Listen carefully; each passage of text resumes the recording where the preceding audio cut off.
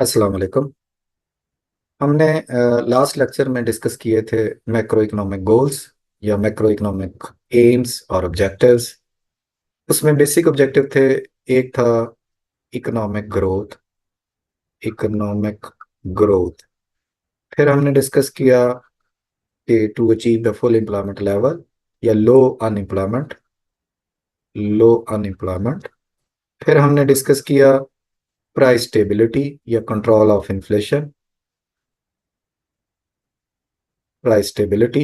Control of inflation. फिर हमने discuss किया कि equilibrium in balance of payment. और फिर हमने डिस्कस किया रीडिस्ट्रीब्यूशन ऑफ इनकम। तो ये बेसिक गोल्स थे। आज हम ये डिस्कस करेंगे कि जब ये कोई ऑब्जेक्टिव को फुलफिल करने के लिए गवर्नमेंट मेजर्स लेती है तो उसमें कुछ कॉन्फ्लिक्ट आ जाते हैं।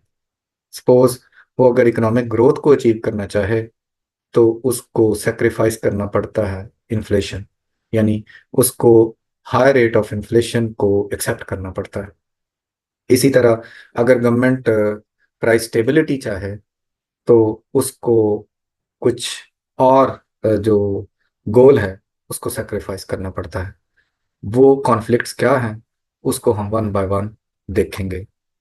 पहला कॉन्फ्लिक्ट है इकोनॉमिक ग्रोथ और प्राइस स्टेबिलिटी में। इकोनॉमिक ग्रोथ हमने ये पढ़ा था, increase in real output over the time.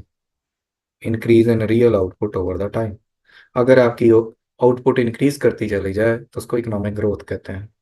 और अमूमी तौर पर इकोनॉमिक ग्रोथ कैसे होती है?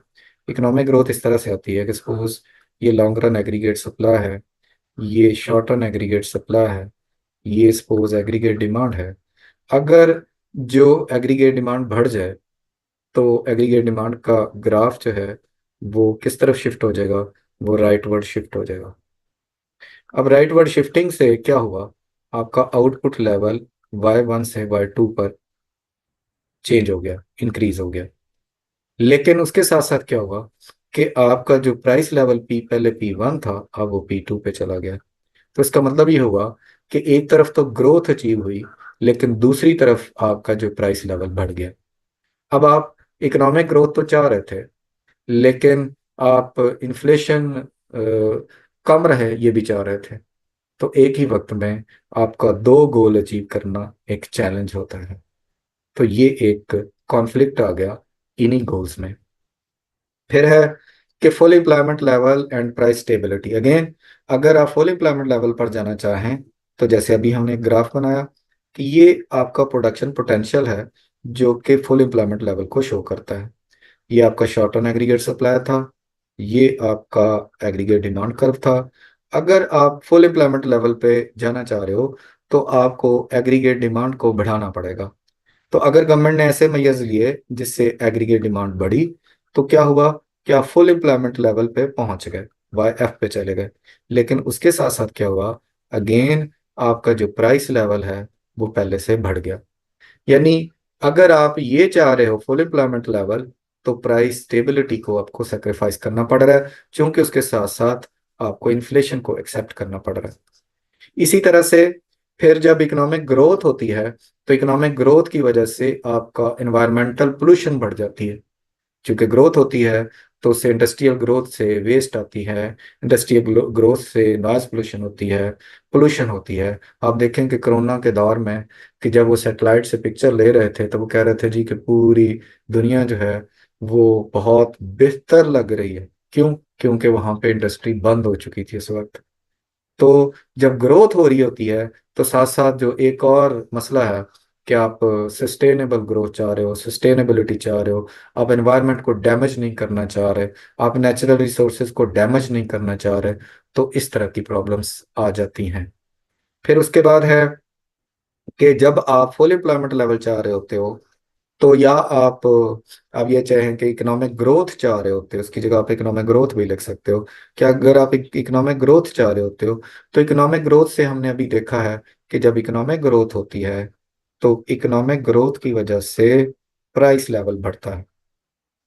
अब अगर प्राइस लेवल बढ़ेगा तो प्राइस लेवल के बढ़ने से आपकी एक्सपोर्ट जो है वो आपकी चीज जो है वो महंगी हो जाएगी बाहर के लोगों के लिए, तो उससे क्या होगा, एक्सपोर्ट आपकी कम हो जाएगी और बाहर की चीज आपके लिए सस्ती हो जाएगी, जिससे इंपोर्ट आपकी बढ़ जाएगी। तो हुआ क्या कि आपका प्राइस लेवल बढ़ गया, तो प्राइस लेवल के बढ़ने से जो एक्सपोर्ट कम हुई और इंपोर्ट बढ़ गई, तो ये जो आपका बैलेंस ऑफ पेमेंट है वो क्या हो गया, डेफिसिट हो गया। एक तरफ आपने ग्रोथ या आपने फुल एम्प्लॉयमेंट लेवल को अचीव किया, और दूसरी तरफ आपने बैलेंस ऑफ पेमेंट को जो है सेक्रीफाइस किया। इसी तरह से आपकी जब इकोनॉमिक ग्रोथ हो रही होती है, तो इकोनॉमिक ग्रोथ से जो पैसा है वो ज्यादा पैसा जो है वो एक माइनर ग्रुप की जेब में जा रहा होता है। जैसे मैंने लास्ट किसी क्लास में भी कहा था कि जो पुअर क्लास है, जो कि 90% क्लास है, they get the small piece of cake of growth. उनको जो 90% को 10% ग्रोथ का केक मिलता है, और 10% की जेब में 90% पैसा जो है वो मुंतकिल हो जाता है। तो इकोनॉमिक ग्रोथ के साथ साथ अमीर जो है वो अमीर तर हो जाता है, और गरीब जो है गरीब तर हो जाता है। तो ये एक जो है वो कॉन्फ्लिक्ट आ जाते हैं। तो उस कॉन्फ्लिक्ट के लिए क्या होता है, तो फिर हर गवर्नमेंट को अपनी प्रायोरिटी को सेट करना पड़ता है कि उसकी प्रायोरिटी क्या है इस वक्त, वो गवर्नमेंट क्या चाह रही है। उसका मेन मसला इन्फ्लेशन है या मेन मसला इकोनॉमिक ग्रोथ है।